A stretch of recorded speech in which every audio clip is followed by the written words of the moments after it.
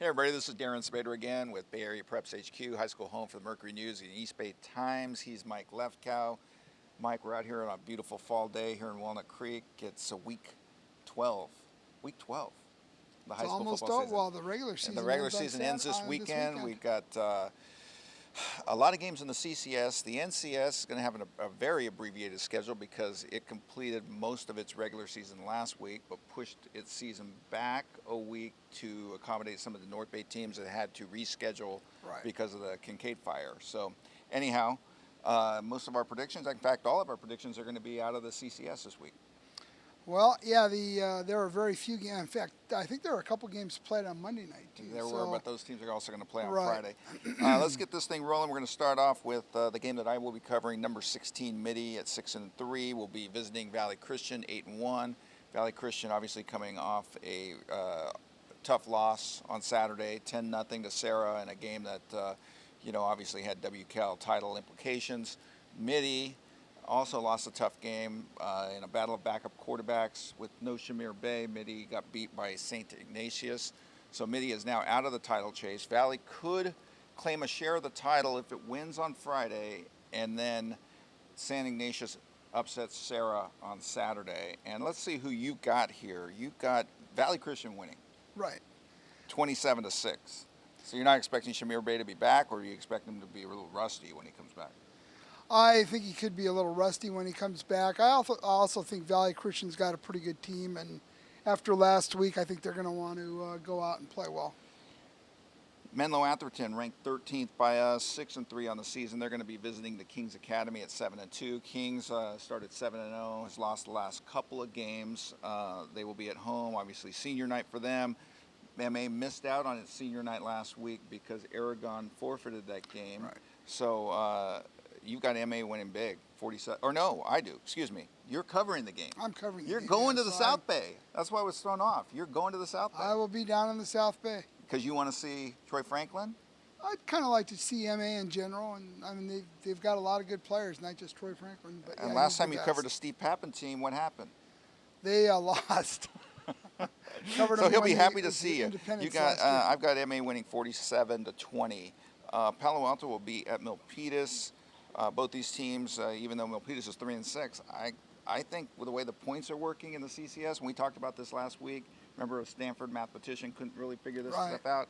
Milpitas at 3-6, I think they're still going to get in the playoffs even if they lose. In fact, I'm pretty sure they will. Well, at 3-7. And I've got my thoughts about that. Palo Alto, we both have them winning, although you think Milpitas is going to put up a fight on its senior night. You have Palo Alto winning 35-28, and I have Palo Alto winning 41-14. Gunn at Homestead. This is an interesting game. Gunn has made some tremendous strides under Jason Miller, who's now in his second season as coach there. They had won 5 games over the previous 5 seasons before his arrival. They've won 8 games over the previous 5 seasons. They won 8 games alone this year. They're 8-1. They claim a share of the Santa Clara Valley Athletic League El Camino Division title with a win. Of course, Homestead will do the same if it wins. And we're both taking Gunn to win. I think Gunn has a good team. I think we picked vastly different scores in this one. We did. I think this is, with the title on the line, I think the defenses are going to show up. I think it's going to be competitive, and I think Gunn's going to win 17-16. Whereas you expecting more of a high-scoring affair? Yeah, I looked at the way Gunn has played all year, and they've got a high-powered offense, and I think they're going to continue with that. I think Homestead will score some points, but I think it's going to end up being a high-scoring game. 42-28, you're picking Gunn to win that game. That's really, in this day and age in football, I don't know if it's that high-scoring. Okay, good point. Next game on our list is Oak Grove going for the BVAL Mount Hamilton Division title. They'll be visiting defending league champion Lincoln of San Jose. Lincoln's at 5-3. And I love reading your little scribbled notes here because they always crack me up. You say here, win or lose Friday night, Lincoln will finish above 500 for the 12th time in the past 16 seasons, and the reward, another meaningless big bone game? Well, I mean, they should be. You say here. You want me to read this? Go ahead. It's time they changed it. You say that they're only keeping this tradition alive to satisfy a bunch of dinosaur alumni? Like me. Although I didn't go to Lincoln, but I mean... You're a dinosaur alum. I'm a dinosaur alum, no but exists. from a school that doesn't exist. But Which school is that? Pleasant Hill High School. There you go. Here in lovely In Contra Pleasant Costa. Hill. Yes, yes, indeed. We're both taking Oak Grove to win this game. I'm taking Oak Grove 34-21, and you are taking Oak Grove 31-13. But win or lose, Lincoln is still going to be above 500, and they really should get a shot at the playoffs. And Don't this you year, think so? they would be in their own pool. So, last year they were like, well, if we made the playoffs, we were going to be going up against probably one of the WCal teams. This year, I think the way it would work out, they would be maybe, I'm not sure which division, maybe 3 or 4, I would guess, but they would be in a pool with teams at their level. Listen, this is a game that can be played during the regular season.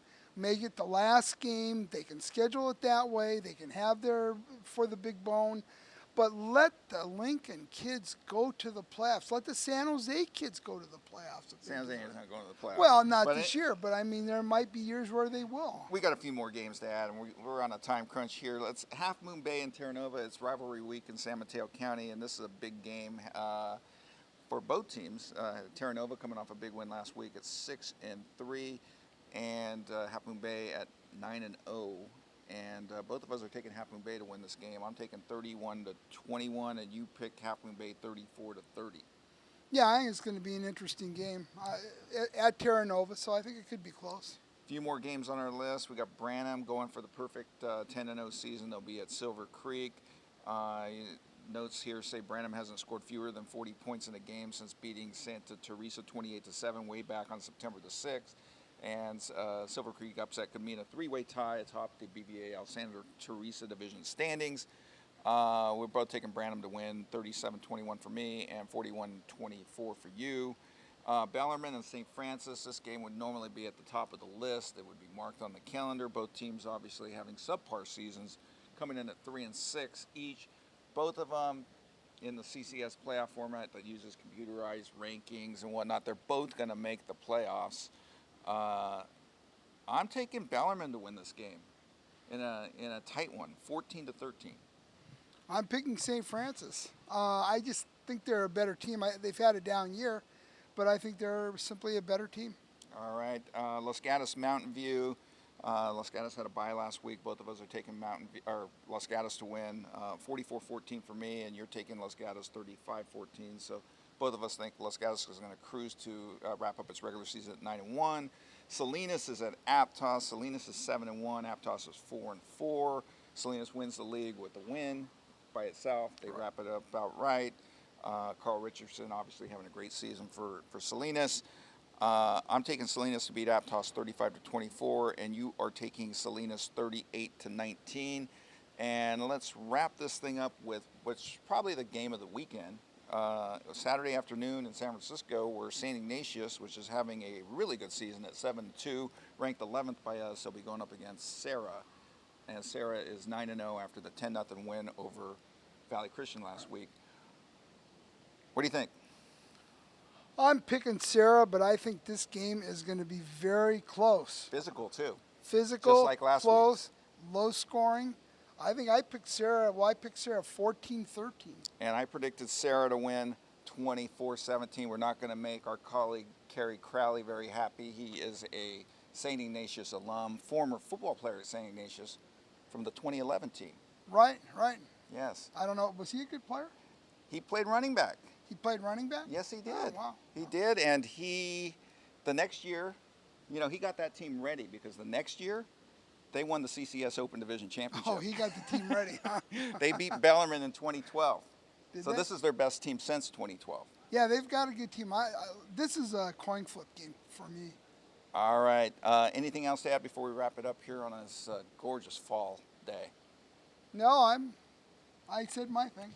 Be sure to check out our coverage, mercurynews.com, eastbaytimes.com. Look for it on Sunday. It's seating meeting Sunday in both sections because of the NCS pushing its schedule back a week. So we will have schedules of the NCS and CCS playoffs on Sunday. We also will have news out of both seating meetings. We're going to cover both of them. We also will have Monday morning. What are we going to have Monday morning? Those little capsules. Right. On how many teams? Well, it's going to be, 96 teams. Every team that makes the playoffs in the NCS and CCS will have little mini capsules, so be sure and look for that. mercurynews.com, eastbaytimes.com. Sign up for the digital subscription, which is how much? $1 a week. There you go. He's Mike Lefkow. I'm Darren Sabedra. That's a wrap.